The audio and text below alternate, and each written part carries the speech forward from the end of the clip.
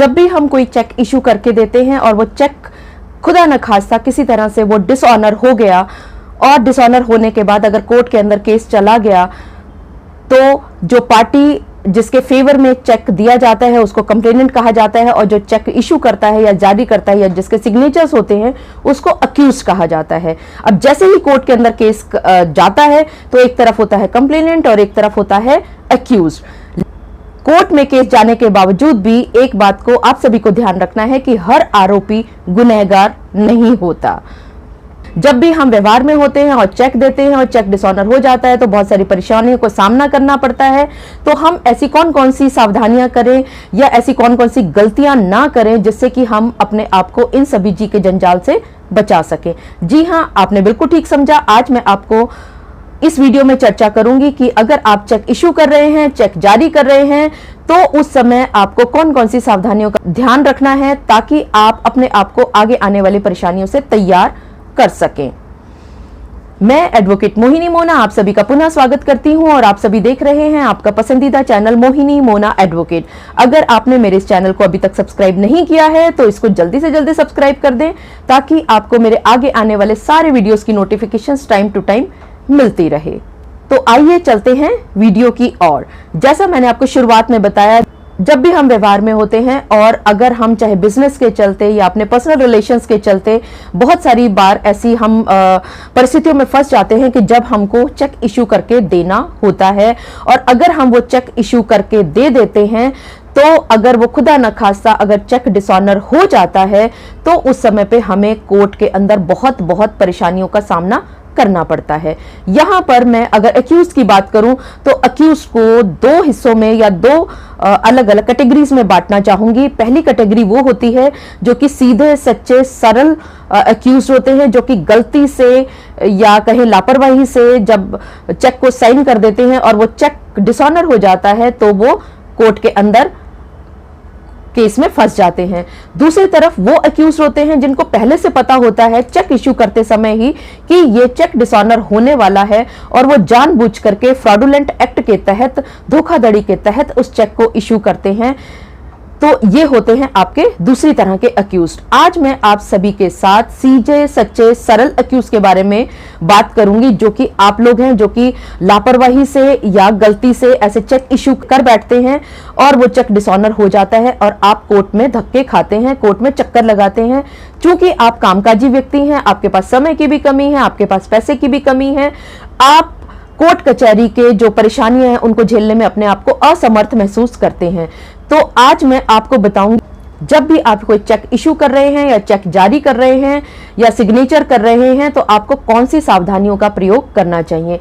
उससे भी पहले मैं आपको वो दो मेन रूल्स के बारे में बताना चाहूंगी कि जो दो रूल हैं या दो जो सिद्धांत हैं जिसके इर्द गिर्द ये पूरा 138 यानी कि चेक डिसऑनर का केस घूमता है। कोर्ट में जब भी कोई भी केस जाता है तो एक प्रिजम्पशन होती है कोर्ट में हमेशा कंप्लेनेंट के फेवर में।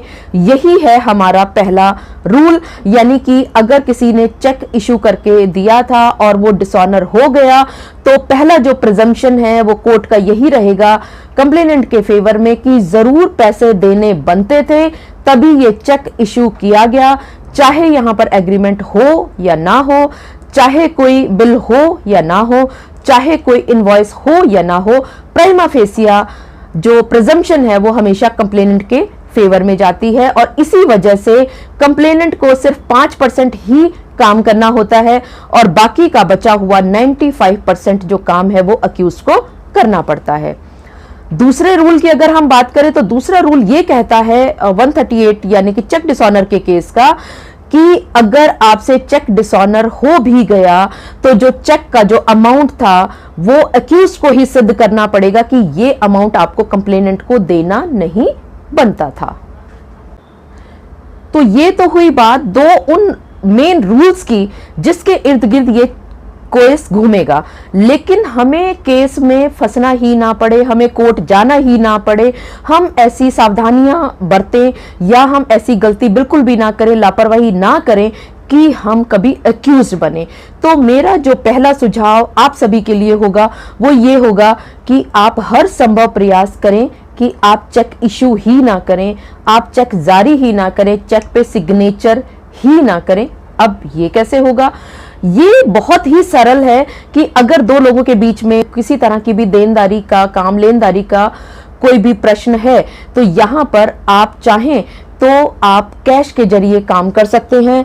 आप दूसरी पार्टी को ये कह सकते हैं कि मैं 2 दिन के बाद, 4 दिन के बाद या 5 दिन के बाद, मैं अभी चेक इशू नहीं कर रहा हूं, मैं आपको इतना पैसा कैश दे दूंगा।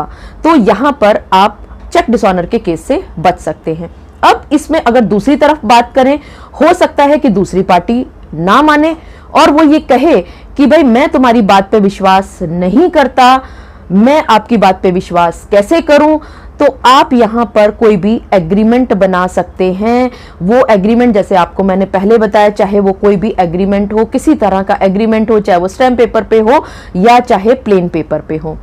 आप सभी को याद होगा शोले फिल्म का वो डायलॉग, ये हाथ मुझे दे दे ठाकुर, यानी कि आपने जैसे ही चेक इशू किया, आपने अपने हाथ को काट करके गब्बर के हाथ में दे दिया और अब सारी की सारी जो बॉल है वो गब्बर के पाले में चली गई, तो आप कुछ भी नहीं कर पाओगे।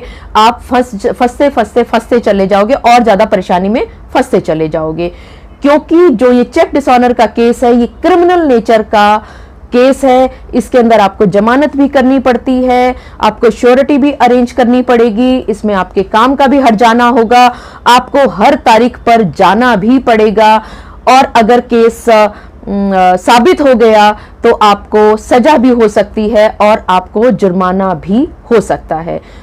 वहीं अगर हम दूसरी तरफ बात करें कि अगर आपने एग्रीमेंट बनाया, वो एग्रीमेंट चाहे स्टैम्प पेपर पे हो चाहे ब्लैंक पेपर पे हो, लेकिन अगर उस एग्रीमेंट की टर्म्स का पालन नहीं हो पाया, तो क्या होगा कि कोर्ट के अंदर आपको एक सिविल सूट डालना पड़ेगा। सिविल सूट जो है वो लंबा होता है और इसके अंदर बहुत ज्यादा समय लगता है। इसमें आपके अपीयरेंस की जरूरत नहीं होती, इसमें यह जरूरत नहीं होती कि आपको हर तारीख पर कोर्ट के अंदर उपस्थित होना ही होगा और आपके पास इतना एम्पल टाइम होता है कि आप दोनों अगर चाहें तो आपके पास मीडिएशन टेबल पर बैठने का भी समय होता है, जिसमें कि आप दोनों आपसी संबंधों को भी बचा सकते हो और अपना जो है सजा से, जुर्माना से भी अपने आप को बचा सकते हो। तो मेरा जो आप सभी को एक जो पहला सुझाव है वो यही रहेगा कि आप सभी यथासंभव प्रयास करें कि आपको चेक इशू करके देना ही ना पड़े, आपको चेक पे सिग्नेचर्स करके देने ना ही पड़े। ये था मेरा पहला सुझाव आप सभी के लिए, जो भी किसी भी तरह की बिजनेस ट्रांजैक्शंस में है या इंडिविजुअल ट्रांजैक्शंस के बीच में है, वो लोग चेक इशू अगर ना करके दें तो अपने आप को क्रिमिनल नेचर के केस से बचा सकते हैं।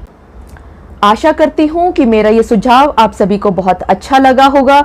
बहुत ही सरल शब्दों में आप सभी को बताने का प्रयास किया है कि आप अपने आप को 138 यानी कि चेक डिसऑनर के क्रिमिनल नेचर के केस से अपने आप को कैसे बचा करके रख सकते हैं। नीचे कमेंट बॉक्स में लिख करके अवश्य बताइएगा कि आपको मेरा ये सुझाव कैसा लगा।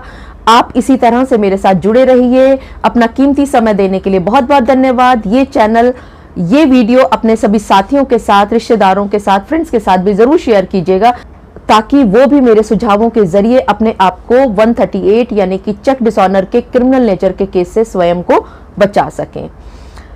अपना और अपने परिवार का बहुत अच्छी तरह से ध्यान रखिएगा और चैनल को सब्सक्राइब करना ना भूलिएगा, ताकि आपको मेरे आगे आने वाले सारे वीडियोस की नोटिफिकेशंस टाइम टू टाइम मिलती रहे। अपना और अपने परिवार का बहुत अच्छी तरह से ध्यान रखिएगा। Thank you, take care, bye bye.